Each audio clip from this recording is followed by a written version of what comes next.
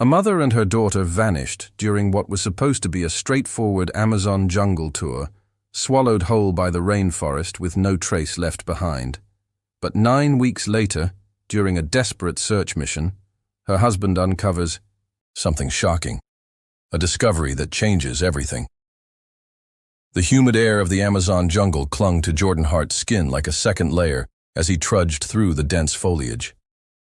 His boots sank into the soft earth with each step, and the walking stick in his right hand helped him maintain balance on the uneven terrain. The backpack he carried felt heavier by the hour, weighing down his already burdened shoulders, both physically and emotionally. 9 weeks. It had been 9 weeks since his wife, Julia, and 10-year-old daughter, Daphne, had disappeared during what was supposed to be a routine river tour. 9 weeks of desperate searching, sleepless nights, and dwindling hope. 2 Colombian police officers walked ahead of him, machetes occasionally slicing through the more stubborn vines blocking their path. Officer Diego Mendoza, the taller of the two, wiped sweat from his brow before turning back to Jordan. "Mr. Hart, we've been searching for 4 hours now," he said in accented but fluent English. "We've found nothing new compared to the previous searches." Jordan nodded but kept walking. The second officer, Carlos Ruiz, exchanged a glance with his colleague. "Perhaps it's time to consider heading back," Officer Ruiz suggested carefully. "The conditions here aren't favorable, and it'll be getting dark in a few hours. Just a bit longer," Jordan replied, his voice hoarse from the humid air. "Please," Officer Mendoza sighed but didn't argue. Instead, he said what Jordan knew they'd been thinking but had been too polite to verbalize directly. "Mr. Hart, I understand your determination, but you must understand. No one can survive for 9 weeks in this jungle without proper supplies and knowledge. There are countless dangers: wild animals, quicksand, floods, storms. We found their boat 2 weeks ago," Officer Ruiz added. "The damage suggests it was caught in strong currents. We believe they may have encountered a storm or simply gotten lost with their guide." Jordan's jaw tightened. "My wife is resourceful. Daphne is smart. They could have found shelter, found a village." "Senor," Officer Mendoza cut in gently, "surviving this long would be nearly impossible, even for the most experienced jungle explorers." A heavy silence fell between them as they continued walking. The constant symphony of jungle sounds, birds calling, insects buzzing, the distant chatter of monkeys, filled the void. After another 20 minutes of trekking, Officer Ruiz stopped abruptly. "The terrain ahead is known for dangerous wildlife. Jaguars have been spotted frequently in this area. We should turn back." Jordan looked up at the sky. Despite the dense canopy, he could see patches of clear blue. "The weather's good today. We should make full use of it. Maybe just a few more miles. Or we could circle around this area, avoid the wildlife territory." The officers exchanged another look before Officer Mendoza reluctantly nodded.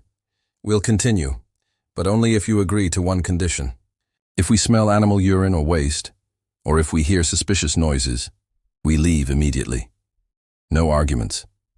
"Agreed," Jordan said quickly, not wanting to lose this opportunity. They altered their course slightly and pressed on. As they walked, Officer Ruiz began telling a story that made Jordan's stomach turn. 3 years ago, a tourist ignored warnings and ventured into this very section alone. We found only his camera and parts of his backpack. The jaguar had dragged the rest into the underbrush. Jordan felt a cold chill despite the oppressive heat. He tried to block out the gruesome details as the officer continued detailing how they had tracked the animal and found the remains. But part of him couldn't help but wonder, was this the fate that had befallen his family? Were Julia and Daphne now nothing more than tragic statistics, victims of the unforgiving jungle? No. He refused to believe it, not until he had proof. As Officer Ruiz's story reached its grisly conclusion, something caught Jordan's eye. A large tree to their right, partially obscured by vines, had unusual markings on its trunk. At first glance, they looked like animal, Scratches, but there was something oddly methodical about them. "Wait!" Jordan called out, stopping the officers mid-stride. "Look at that tree!" Both officers turned, following his pointed finger. "Those don't look like claw marks," Jordan said, approaching the tree. "They look like someone was trying to carve something, but was searching for the right spot." His heart began to race as he circled the tree, pushing aside hanging vines. And there it was, on the opposite side of the trunk, clearly visible and meticulously carved, a set of coordinates followed by the letter J. "Look," Jordan called excitedly, waving the officers over. "Someone carved coordinates here." The officers approached, examining the markings. Officer Mendoza pulled out his phone and typed in the coordinates. As he looked at the result, Jordan noticed a subtle shift in his demeanor. The officer's expression hardened, and he quickly pocketed his phone. "This is nothing," Officer Mendoza said dismissively. "Actually, I think these markings have been here for a long time. We've seen them before during previous searches. Right, Officer Ruiz?" Officer Ruiz cleared his throat and nodded. "Yes, I think so." Jordan frowned. "Are you sure? They look fresh to me." He ran his finger over the carved numbers and letter. The wood beneath felt smooth, and the color was lighter than the surrounding bark, a sign of recent carving. "And what about the J? My wife's name is Julia." Officer Ruiz shrugged. "J could stand for anything. Julio, Jose, Juan. It's a common initial. We're certain these have been here for some time," Officer Mendoza added firmly. Jordan wasn't convinced, but he nodded slowly, deciding not to push the issue. He discreetly took out his phone and snapped a photo of the coordinates while the officers were looking elsewhere. Suddenly, Officer Ruiz stiffened, nose in the air. "Do you smell that?" Officer Mendoza nodded, his hand moving to his holstered weapon. "Jaguar, we need to go back to the station now." But Jordan didn't notice anything. When he glanced down, he noticed something the others had missed. A broken piece of wood on the ground, sharpened to a point. It looked exactly like the kind of makeshift tool someone would use to carve into a tree. As the officers turned to leave, Jordan quickly picked up the wood splinter and slipped it into his backpack. "What about the coordinates?" Jordan asked, jogging to catch up to the officers, who were already walking briskly in the direction they'd come. "Shouldn't we check them out? Even if they're old, my wife and daughter might have seen them and gone there." "We'll discuss this at the station," Officer Mendoza replied curtly. "For now, we need to focus on getting back to the boat safely." The walk back to the river took 45 minutes, a tense journey during which both officers seemed unusually alert, hands never straying far from their weapons. When they finally reached the riverbank, Jordan felt both relief and frustration. They boarded the waiting boat, and the captain immediately started the engine, steering them back toward civilization. As the boat cut through the murky waters, Jordan pulled out his phone and opened the photo of the coordinates. Bringing up an online map, he input the numbers and saw that they pointed to a location in Vaupé Department, near the Inirida River, a remote forested region of Colombia. He was about to search for more information about the area when the boat suddenly lurched to one side, throwing him off balance. Officer Mendoza stumbled into him, and in the confusion, Jordan's phone slipped from his grasp and plunged into the river. "No!" Jordan shouted, watching in horror as his phone disappeared beneath the surface. "All my contacts! My only way to communicate with home!" Without thinking, he stripped off his shirt and shoes and dove into the water. The current wasn't strong here, and the river was relatively calm, allowing him to dive down toward the riverbed. The murky water stung his eyes, but he could just make out the faint glow of his phone screen below. His lungs burning, Jordan reached out and grasped the device, then kicked hard toward the surface. Breaking through with a gasp, he swam back to the boat, where the officers helped pull him aboard. Water dripped from his phone as he climbed back into the boat, his mind racing with questions about the coordinates and the officers' strange behavior. Jordan sat, dripping wet, on the boat's bench seat, staring at his waterlogged phone. The screen was still illuminated, but he knew electronic. Devices and water didn't mix well. Acting quickly, he turned it off and removed the battery, trying to drain as much water as possible by shaking it. "Damn it," he muttered under his breath, a curse he'd picked up during his time in Colombia. Without his phone, he felt even more isolated than before. How would Julia and Daphne contact him if they were trying to reach out? What if they were somewhere trying to call him right now? "Don't worry, Mr. Hart," Officer Ruiz said, noticing his distress. "If they need to reach you, they'll call the police, and we'll notify you immediately." Jordan nodded, but the reassurance felt hollow.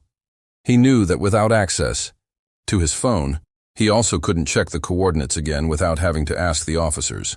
Officers he was beginning to trust less and less. The boat journey back to civilization passed in tense silence.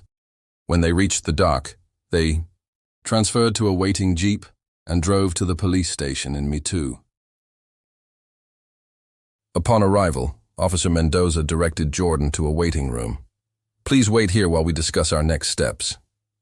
"Before my phone fell," Jordan said, "I saw that the coordinates pointed somewhere in Valpay Department, close to the Inirida River." Officer Mendoza nodded. "That's correct, but we need to formulate a proper search plan. This is police work, Mr. Hart. You cannot join the discussion." Jordan wanted to protest, but decided it was better to appear compliant. "I understand." Once alone in the waiting room, Jordan sat at a small table and took a yellow notepad and pen from the desk. He quickly wrote down what he could remember of the coordinates, 2.3 degrees north and 69.8 degrees west, followed by the letter J. He folded the A paper and tucked it into his pocket. As he sat waiting, his mind wandered back to how this nightmare had begun. The three of them, Jordan, Julia, and Daphne, had been enjoying their family vacation in Colombia. They'd spent a week exploring Bogotá and Cartagena before heading to the Amazon region for what was supposed to be the highlight of their trip. The day everything changed, Jordan had woken up with severe food poisoning from something he'd eaten the night before. They only had 3 days left in Colombia, and Daphne had been looking forward to the jungle tour for months. Should still go, he had told Julia and Daphne that morning, bent over with stomach cramps. "The hotel said it's perfectly safe. Take lots of pictures for me." Julia had been hesitant. "Are you sure? We can wait until tomorrow when you're feeling better." "No, go ahead. It's just a few hours, right? I'll be fine by the time you get back, and you can tell me all about it." That was the last time he'd seen them. The canoe tour, booked through their hotel's excursion desk, was supposed to be a common tourist activity, safe, supervised, and brief. But Julia, Daphne, and their guide had never returned. Jordan was jolted from his thoughts when an officer carrying a laptop approached him. "Mr. Hart, we have some new information for you." Jordan followed the officer to a small room with a computer. The officer, who introduced himself as Detective Vargas, closed the door behind them and sat down at the desk. "We've officially confirmed some details about the guide who took your wife and daughter on the river tour," Detective Vargas began. "His name is Ricky Gyro, and he was not an official guide employed by your hotel." Jordan's heart sank. "What?" "He was not registered with any tour company. According to people in his village, he works various freelance jobs, sometimes fishing, sometimes odd jobs for tourists." The detective pulled up some files on his computer. "We've also analyzed the river conditions from the day they disappeared. The weather reports show no storms in the area they would have traveled, and the current levels were normal." "But what about the boat?" Jordan asked. "You found it damaged?" "Yes, but the damage doesn't appear to be from natural causes," Detective Vargas explained, showing Jordan photos of the recovered canoe. "See these breaks in the wood? The pattern and the splinters suggest human interference, not damage from rocks or water." Jordan leaned back in his chair, trying to process this information. "What are you saying? That they were kidnapped? By this Ricky Gyro?" Detective Vargas stood up and walked to the door, checking the hallway before closing it again. He returned to his seat and leaned in, lowering his voice. "I don't trust everyone in this station, Mr. Hart, so I need to be careful about what I say." He glanced at the door again. My team heard rumors in Gyro's village. Someone saw a group of people find Gyro's body and take it away. When questioned further, the witnesses became silent. Nobody would say who these people were or where they took him. Jordan felt a chill run down his spine. His body? He's dead? That, too, we can't officially confirm, but the locals believe it, the detective said with a grim nod. This isn't public information yet, and technically I shouldn't be telling you, but you deserve to know. I have reason to believe someone at this station already knows about it and is deliberately keeping quiet. Those villages are tight-knit, and several of our officers patrol those areas regularly. They must have heard something. Do you have suspects? Jordan asked. I have my suspicions, but no evidence, Detective Vargas replied. I can't tell you more than that. Jordan ran his hands through his still damp hair. If these people killed Gyro, what about my wife and daughter? Are they in danger too? We haven't heard anything about tourists being murdered, the detective said. Locals often hesitate to harm foreign tourists, especially Americans, because it draws too much unwanted attention. But I can't make any guarantees. So, what's our next step?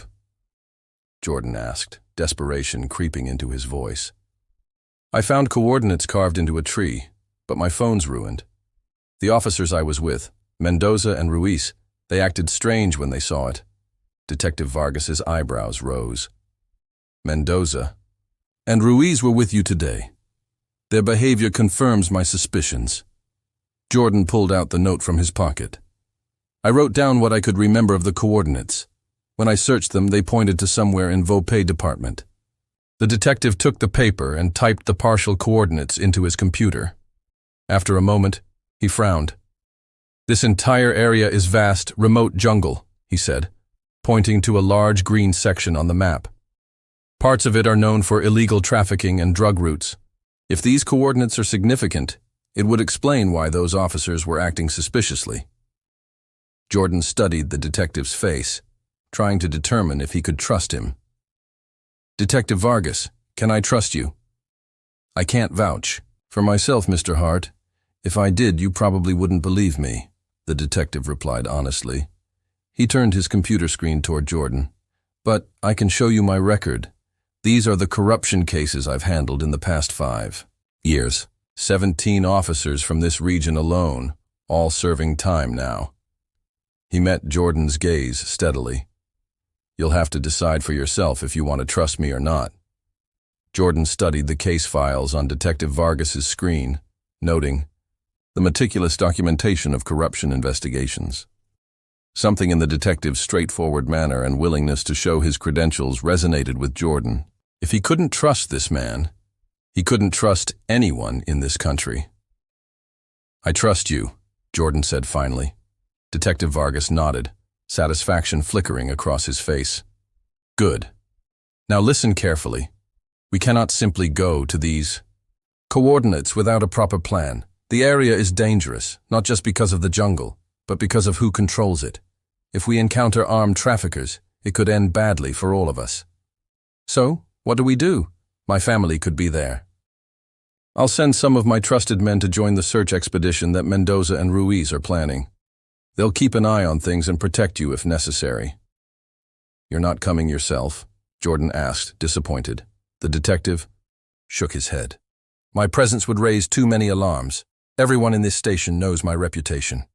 If I suddenly join a search mission led by officers I've investigated before, they'll know something's wrong. He placed a hand on Jordan's shoulder. But I promise you can trust my men. They've worked with me for years. Jordan nodded reluctantly. I understand. Return to the waiting room. Act normal. Pretend you know nothing about this conversation. Jordan did as instructed, his mind whirling with new information. The scope of corruption here was staggering. How many officers were involved? Was it limited to this station, or did it extend further? He had been sitting in the waiting room for less than 20 minutes when Officers Mendoza and Ruiz approached. Mr. Hart, Officer Mendoza said, we've developed a plan for continuing the search. Jordan looked up, carefully maintaining a neutral expression. That's great news. We'll visit a village close to the coordinates you found, Officer Ruiz explained. We'll establish a base camp there and conduct searches in the FAO surrounding area for 1 week, sending out multiple teams. You may accompany us, Officer Mendoza added, but you must follow our lead. We cannot risk your safety, as we've vouched for your presence here. Of course, Jordan agreed, playing along as he and Detective Vargas had discussed. I appreciate all your help. After gathering supplies and making final preparations, they departed for the village. Jordan learned they would be traveling in 2 police jeeps with a total of 5 police personnel, all selected by Mendoza and Ruiz.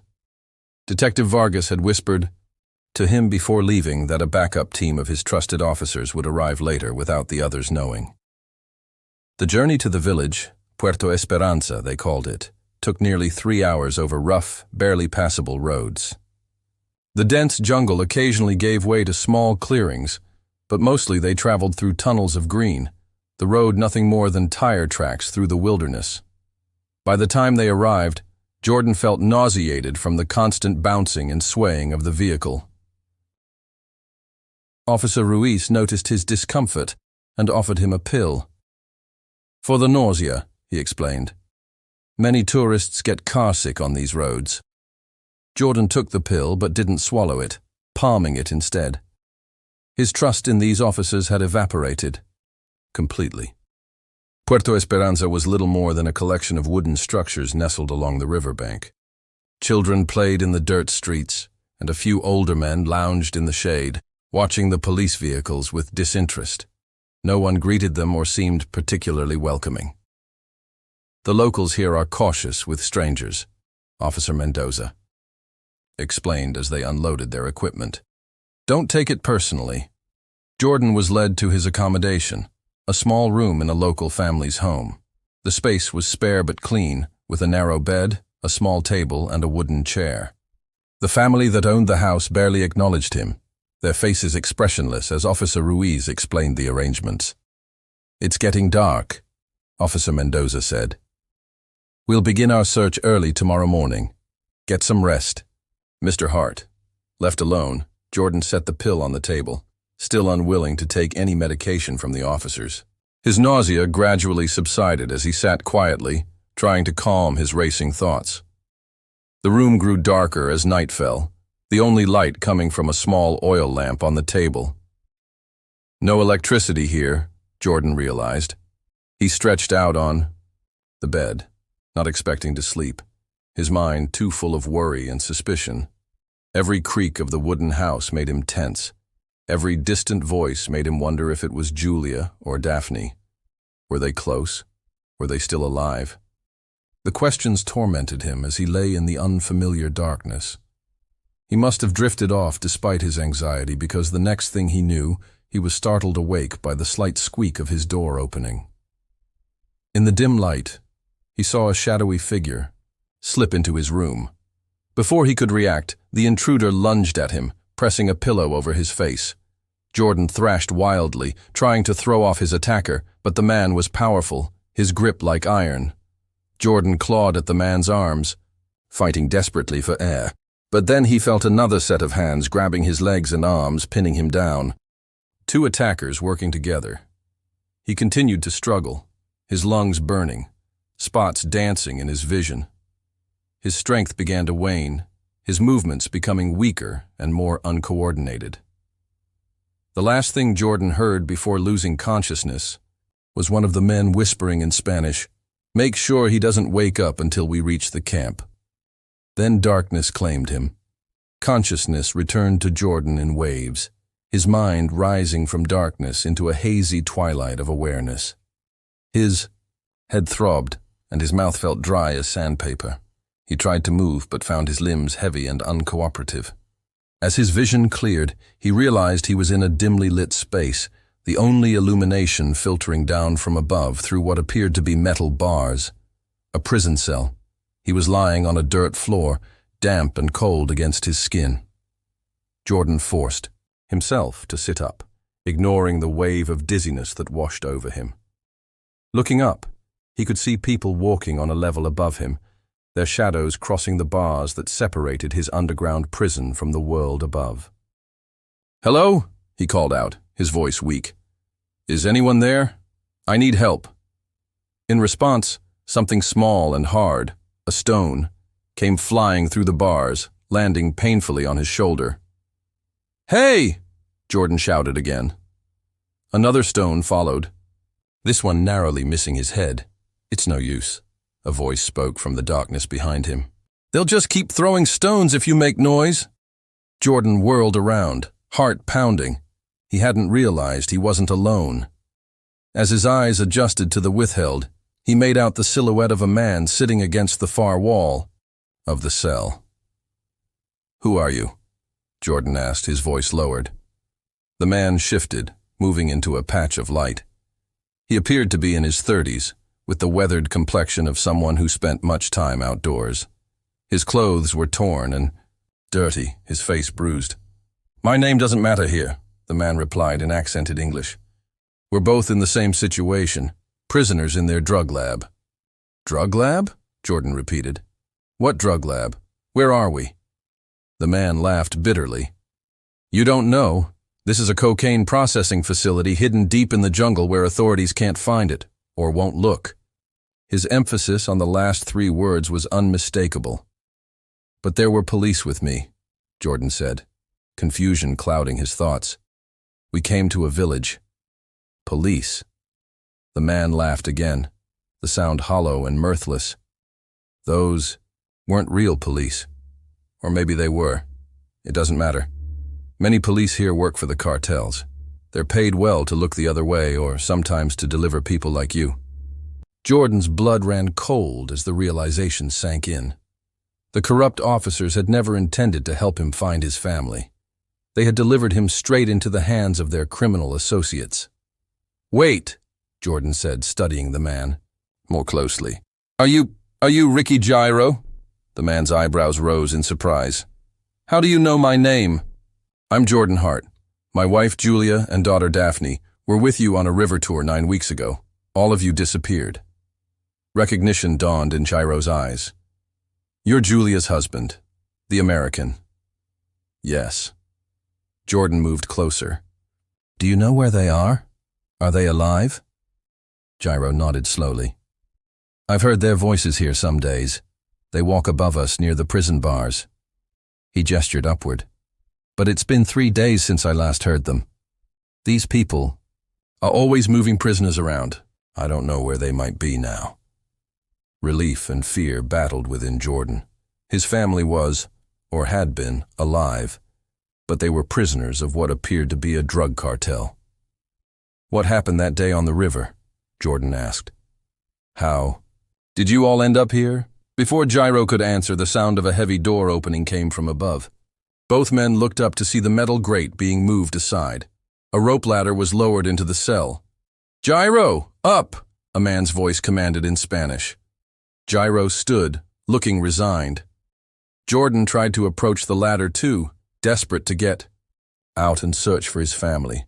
But one of the men above aimed a kick at his face, catching him in the chest instead and sending him sprawling back into the darkness. "Wait for your turn," the man snarled in English. "We'll come for you soon enough." Gyro climbed the ladder and disappeared through the opening. Jordan could hear voices above him, and though he couldn't catch every word, what he did hear made his blood freeze.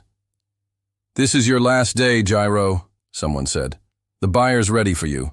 Don't worry, we'll make sure they chop you up real neat. Organ trafficking." The realization hit Jordan like a physical blow. These people weren't just drug manufacturers. They were selling human organs, too. Before he could process this horrifying revelation, the grate opened again. Another man peered down, this one holding a pistol. "You too, come with us," he ordered, dropping the ladder again. "Lots of buyers, lots of money." He brandished the gun. "Try anything funny, and I shoot you right here." Jordan climbed the ladder with shaking hands, emerging into a large warehouse-like structure. The space was filled with barrels, workbenches covered with various chemicals, and people working in masks and gloves, a drug processing facility, just as Gyro had said. Ricky Gyro stood nearby, flanked by armed guards. Several other frightened-looking people, all appearing malnourished and disheveled, were being herded toward the door. Through a dirty window, Jordan saw a truck approaching. Armed men jumped out as it stopped, and Jordan and the other prisoners were forced toward the vehicle. As he climbed into the back of the truck, the sound of another engine caught his attention. Turning, he saw a second truck pulling into the compound, and there, bound and being led from the second truck, were Julia and Daphne. "Julia! Daphne!" Jordan screamed, his heart nearly bursting at the sight of them. They turned at the sound of his voice, their eyes widening in recognition and hope. For one brief, precious moment, their gazes locked across the compound. Then a guard's gun butt connected with Jordan's face, sending him sprawling onto the truck bed. Warm blood trickled from his nose as the truck engine roared to life. Blood dripped from Jordan's nose onto his shirt as the truck rumbled away. From the compound, carrying him, Ricky Gyro, and 3 other prisoners through the dense jungle. 2 armed guards sat at the back of the truck, weapons trained on their captives. The image of Julia and Daphne burned in Jordan's mind. They were alive, thin, dirty, and frightened, but alive. After 9 weeks of torment, of not knowing, he had finally found them, only to be separated again. The cruel irony threatened to overwhelm him. But seeing them had ignited something in Jordan, a fierce determination that surpassed fear. He couldn't lose them again. He wouldn't. Jordan glanced at the nearest guard, assessing him. The man was young, perhaps in his early 20s, with a nervous energy that suggested inexperience. The gun in his hand, a pistol similar to the one that had been pressed against Jordan's back, wavered slightly with the truck's movement. Jordan knew he had to act. Any hope that Detective Vargas's men might rescue him had evaporated. His only chance, and his family's only chance, rested in his own hands. As the truck navigated a particularly rough stretch of road, Jordan launched himself forward, grabbing the young guard's wrist and twisting it upward. The gun discharged with a deafening crack, the bullet tearing through the truck's canvas. Roof. The other prisoners scattered, pressing themselves against the sides of the truck as Jordan grappled with the guard. With a desperate strength he didn't know he possessed, Jordan brought his knee up hard into the man's stomach, then wrenched the gun from his grasp. The second guard raised his weapon, but Jordan was faster, swinging the pistol toward him. "Drop it," he shouted. "Drop it now." In the moment of hesitation that followed, Ricky Gyro and 2 other prisoners surged forward, tackling the second guard. The truck swerved wildly as the driver realized what was happening behind him. Shots rang out, the driver firing blindly through the rear window of the cab. One of the prisoners cried out and fell, blood blossoming on his chest. "Jump!" Jordan yelled, pushing Gyro toward the back of the still-moving truck. "Everyone, jump now!" The remaining prisoners didn't need to be told twice. They leapt from the vehicle, rolling as they hit the dirt road. Jordan followed, tucking his shoulder and tumbling down a slight embankment before coming to rest among ferns and fallen leaves. Pain shot through his shoulder, but Jordan ignored it, scrambling to his feet. The truck had skidded to a stop about 50 yards ahead. The driver and his assistant were climbing out, guns drawn. Jordan darted into the dense undergrowth, using the trees for cover as he circled back toward the compound. He had to reach Julia and Daphne before they were moved again. A shout from behind told him he'd been spotted. A bullet splintered bark from a tree inches from his head. Jordan ducked lower and ran harder, zigzagging through the vegetation. When he was certain he'd put enough distance between himself and his pursuers, Jordan paused, gasping for breath. He checked the gun he'd taken, 6 bullets left in the magazine. Not much, but better than nothing. Orienting himself using the sun's position, Jordan began moving in what he hoped was the direction of the drug compound. Time was critical. If that second truck had been preparing to move Julia and Daphne elsewhere, he might already be too late. After 15 minutes of careful navigation through the jungle, Jordan spotted a clearing ahead. Crouching behind a massive fallen tree, he surveyed the scene. The drug compound was larger than he'd initially realized, a collection of buildings surrounded by a chain-link fence. Armed men patrolled the perimeter, and trucks came and went through a guarded gate. Jordan's heart sank as he saw the truck that had been carrying Julia, and Daphne was no longer where it had been parked. Had they already been moved? Then he spotted them, being transferred from the building where he'd seen them to a different truck, this one more modern and well-maintained than the others. A man in expensive-looking clothes, flanked by 2 bodyguards, supervised the transfer. He appeared to be giving orders, his gestures authoritative and impatient. The boss, Jordan guessed. Panic coursed through him. Once that truck left, with his family, he might never find them again. A commotion at the main gate caught his attention. Men were shouting, pointing toward the jungle, toward the direction from which Jordan had come. The driver of his escape truck must have returned and raised the alarm. Jordan needed to act now, while attention was diverted elsewhere. Staying low, he circled to approach the compound from a different angle, one with less visible security. As he neared the fence, Jordan noticed a tent set up near one of the smaller buildings. Something familiar caught his eye, his backpack, tossed carelessly on a table inside the tent. Glancing around to ensure no one was watching, Jordan slipped under a loose section of fence and darted to the tent. Inside, he found not only his backpack, but also his phone and the battery he had removed after it fell into the river.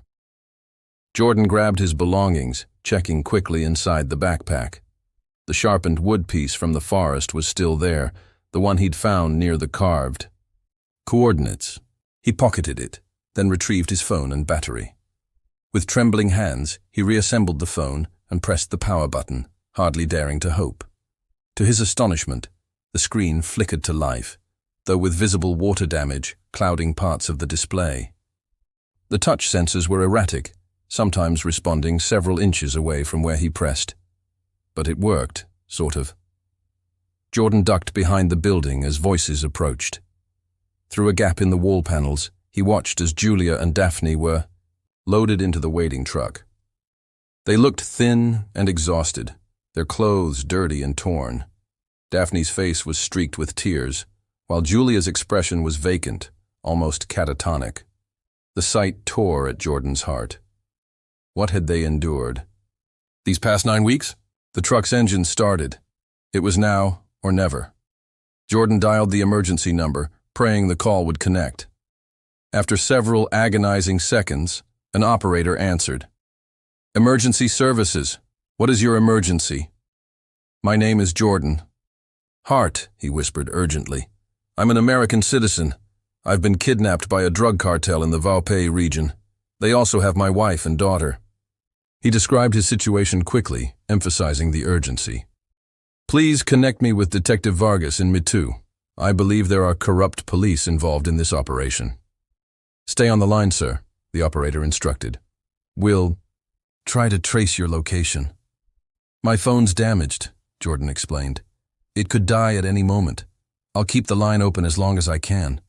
As he spoke, Jordan began moving through the compound, staying in the shadows, following the truck that now carried his family. It moved slowly through the jungle road, likely due to the rough terrain, allowing him to keep pace at a distance. "I can see some kind of structure ahead," Jordan told the operator, describing the building that had come into view. "It looks like another facility or outpost." "Detective Vargas's team reports they're in a nearby village," the operator relayed. "They'll reach your location soon."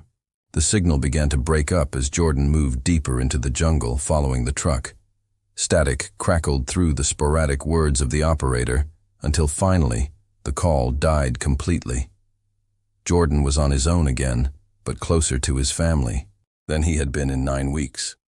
The jungle canopy thinned as Jordan approached the structure he'd glimpsed earlier. It was a concrete building, more substantial than those at the drug processing facility, with a corrugated metal roof and barred windows.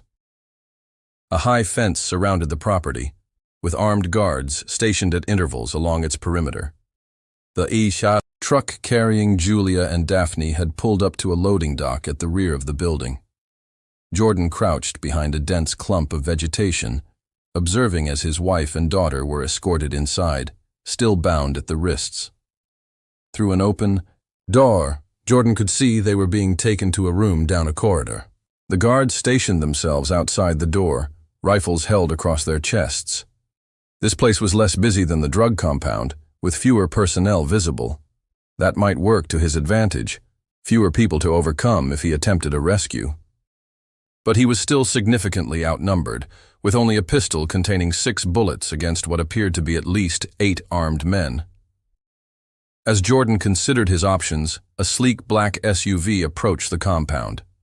It drove through the gates without being stopped, suggesting the occupants were expected or known to the guards. The SUV parked near the entrance, and a well-dressed man emerged from the passenger side. He carried a leather briefcase and was accompanied by 2 bodyguards in dark suits, an unusual sight in the jungle heat. Jordan's blood ran cold as he realized what he was witnessing: a transaction. Someone had come to purchase his wife and daughter. Inside the building, the visitors were greeted by the man Jordan had identified as the boss at the drug facility. The 2 men shook hands and disappeared inside, followed by their respective security details. Jordan couldn't wait any longer. Detective Vargas' men might be on their way, but they could arrive too late. He needed to act now. Gripping the pistol, Jordan began to circle the compound, looking for the weakest point in their security. The back of the property, where the jungle grew closest to the fence, seemed to have only 1 guard patrolling. Jordan waited until the guard's back was turned, then sprinted across the open space to the fence. He slipped through a gap where the chain link had been cut and poorly repaired, tearing his shirt in the process, but making it through undetected. Once inside the perimeter, Jordan pressed himself against the building's wall, inching toward the door where Julia and Daphne had been taken. His heart hammered so loudly in his chest, he feared the guards might hear it. As he neared the door, he could hear voices from inside, the boss and the buyer discussing terms. Quality merchandise, the buyer was saying, especially the girl, young, healthy, perfect for our clients. The woman's worth just as much, the boss replied. Organ harvesting pays a premium for healthy adult specimens. Jordan's stomach lurched. They were talking about his family like they were livestock, calculating their value based on the parts of their bodies that could be sold. A wave of rage overwhelmed his fear. Without fully considering the consequences, Jordan stepped into the open doorway, gun raised. Let them go, he demanded, his voice steady despite the terror coursing through him. The room fell silent. The boss and the buyer turned to stare at him, along with their bodyguards, who immediately reached for their weapons. "Don't move," Jordan shouted, aiming the gun at the boss. "Tell your men to back off or I'll shoot." The boss raised his hand slowly, a calculating look in his eyes. "You're making a mistake," he said calmly. "You think you can walk out of here with them? There are 20 men outside. You'll never make it to the gate." The buyer, visibly annoyed, turned to the boss. "This is not my problem. I'm leaving. Our deal's off until you handle your security issues." He gestured to his bodyguards and began moving toward the door. "No one leaves," Jordan insisted, swinging the gun toward the buyer. "Not until my family's safe." One of the bodyguards lunged at Jordan while his attention was divided. The gun went off as they struggled, the bullet embedding itself in the ceiling. Strong hands gripped Jordan's arms, wrenching the weapon away. As Jordan fought to regain control, the door behind him burst open. More men poured in, and for a moment, Jordan thought it was the end, until he heard a familiar voice shout in Spanish, "Police! Nobody move!" Jordan turned to see Ricky, Gyro entering with a team of armed officers, their weapons trained on the traffickers. Chaos erupted as the police stormed into the room. The buyer's bodyguards drew their weapons, and gunfire exploded in the confined space. Jordan, still restrained by one of the boss's men, used the distraction to break free, slamming his elbow into his captor's ribs. As the man doubled over in pain, Jordan spotted another guard moving to flank the police. Without thinking, Jordan tackled him from behind, sending them both crashing into a stack of crates. The guard recovered quickly, pinning Jordan to the ground with a forearm across his throat. As black spots danced in Jordan's vision, he remembered the sharpened wood in his pocket, the makeshift tool that had carved those life-saving coordinates into the tree. With his remaining strength, Jordan worked his hand into his pocket and wrapped his fingers around the wooden shard. In one desperate movement, he drove it into the guard's thigh. The man howled in pain, his grip loosening just enough for Jordan to twist free. He scrambled away, grabbing the guard's dropped pistol as he did. Across the room, the police were steadily gaining control of the situation. Several of the traffickers lay on the ground, hands behind their heads, while others had retreated further into the building, exchanging gunfire with the advancing officers. But Jordan had only one thought: finding Julia and Daphne. He slipped out of the main room and down the corridor where he'd seen them taken earlier. 2 guards stood outside a door at the end of the hall, looking uncertain whether to join the fight or maintain their post. They made their decision when they saw Jordan approaching with a gun. Both raised their weapons, but Jordan was faster, firing twice. One guard fell immediately. The other staggered backward, but remained standing, taking aim at Jordan. Before the guard could fire, a shot rang out from behind Jordan. The guard collapsed, revealing Ricky Gyro standing in the corridor, a police handgun in his hands. "Your family's in there?" Gyro asked, nodding toward the door. Jordan nodded, his throat too tight with emotion to speak. "Then let's get them out," Gyro said simply. Together they approached the door. It was locked, but a well-placed kick from Gyro sent it crashing inward. Inside, Julia and Daphne sat bound to chairs, their eyes wide with fear at the sudden intrusion. When they recognized Jordan, Daphne let out a sob of relief, while Julia's expression remained strangely blank, as if she couldn't quite process what she was seeing. "Dad!" Daphne cried as Jordan rushed to untie her. "You found us. You really found us." "I promised I'd never stop looking," Jordan said, his voice breaking as he worked on the ropes binding his daughter's wrists. "I'm so sorry it took so long." Once Daphne was free, she threw her arms around Jordan's neck, clinging to him as if afraid he might disappear. Over her shoulder, Jordan met Julia's eyes as Gyro untied her bonds. "Julia," he whispered, reaching out to touch her face. "It's me. It's really me." Julia blinked slowly, tears welling in her eyes. "Jordan," she murmured. Her voice hoarse from disuse or screaming. Jordan couldn't tell which, and the thought made his heart constrict painfully. Before they could say more, the sound of approaching vehicles filled the air. Through the window, Jordan could see police trucks surrounding the compound, officers in tactical gear pouring out. "Backups arrived," Gyro announced. "We should go." As they made their way back through the corridor, they passed the main room where the initial confrontation had taken place. The boss and several of his men were being handcuffed and led outside. The buyer had been caught as well, his expensive suit now dusty and torn, his face a mask of fury as he was escorted to a waiting police vehicle. Outside, the compound was swarming with officers. Jordan spotted a familiar face among them, one of Detective Vargas's trusted men, who approached with a satellite phone. "Mr. Hart," the officer said, offering the phone. "Detective Vargas wishes to speak with you." Jordan took the phone, keeping one arm firmly around Daphne, who refused to leave his side. "Jordan, are you all right?" Detective Vargas's voice crackled through the speaker. "We're alive," Jordan replied, his voice thick with emotion. "All of us. Your men arrived just in time." "I'm glad to hear it," the detective said. "My team has secured the drug processing facility as well. 5 corrupt officers have been arrested and are being brought to my station as we speak. The rest of the cartel members are either in custody or being pursued." "Thank you, Jordan. I said simply, knowing the words were inadequate for what the detective had done. An ambulance is on its way to your location, Vargas continued. I'll see you all back at the station. As Jordan handed back the phone, he drew both Julia and Daphne close, savoring the feel of them in his arms again.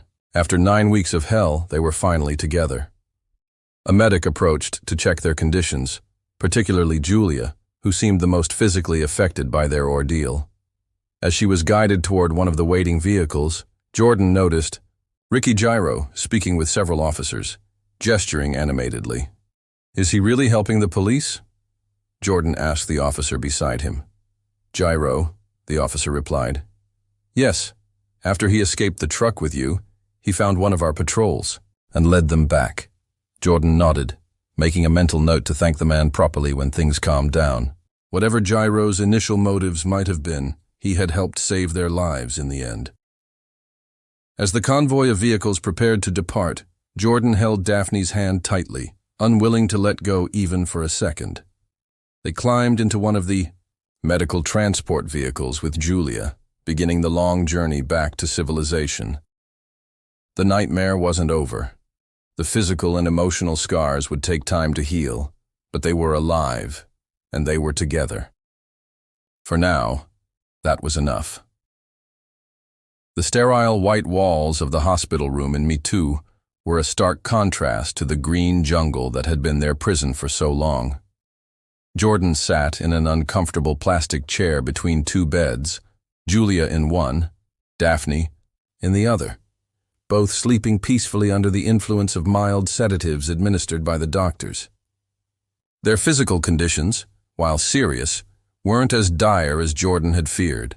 Malnutrition, dehydration, numerous insect bites, a few minor infections, all treatable. The psychological trauma, however, would take much longer to address.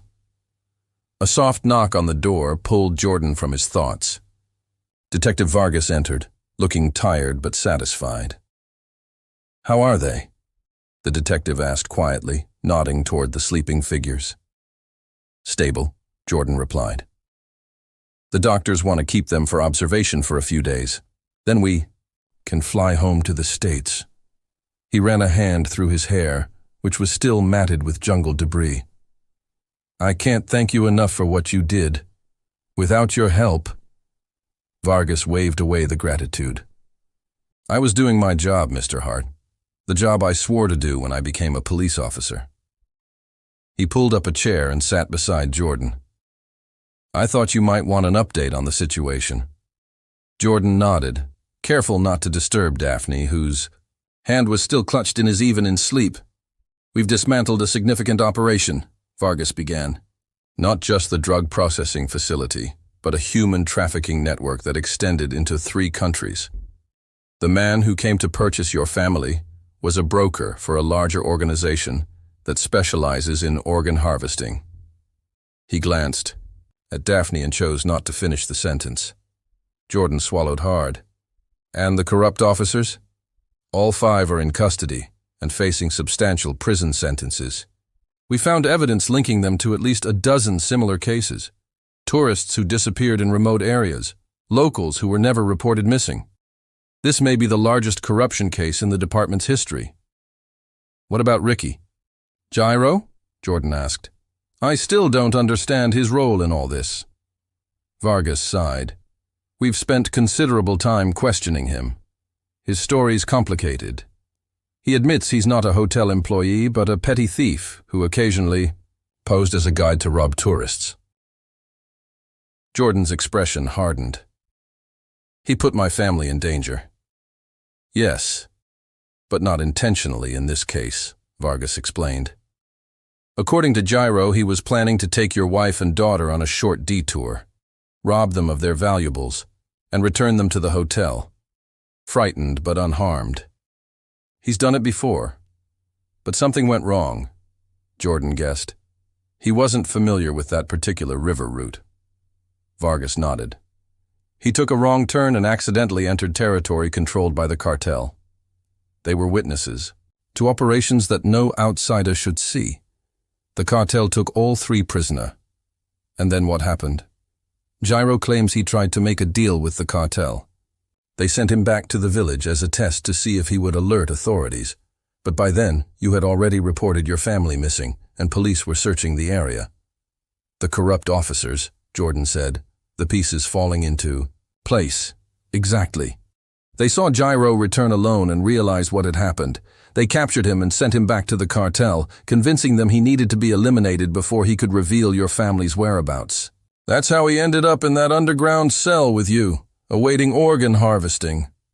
Jordan fell silent, processing this information. After a moment, he asked, "What'll happen to him?" "He'll face charges for attempted robbery and endangerment, but his cooperation and assistance in the rescue will be taken into consideration," Vargas replied. "Colombian justice isn't always swift, but it tries to be fair." Their conversation was interrupted by movement from Julia's bed. She was awake, listening to them with clear, alert eyes, the most present she had seemed since the rescue. "Julia," Jordan said, moving quickly to her side. "How are you feeling?" "Better," she whispered, her voice still weak. "Is it really over?" "It's over," Jordan assured her, taking her hand. "We're safe now." Detective Vargas stood. "I'll leave you to talk. The doctor mentioned you might feel ready to give a statement soon, Mrs. Hart, but there's no rush. Take all the time you need." After the detective left, Julia squeezed Jordan's hand. "I need to tell you what happened." "You don't have to do this now," Jordan said gently. "I do, before I lose my courage." She took a deep breath. "After they captured us, they separated us at first. Daphne was kept with other women, but I was taken to work in the lab. They forced me to handle chemicals, dangerous ones, for making cocaine. My hands..." She held up her palms, which bore the reddish marks of chemical burns. "If I made mistakes, they'd threaten Daphne." Jordan felt rage building inside him again, but forced Den,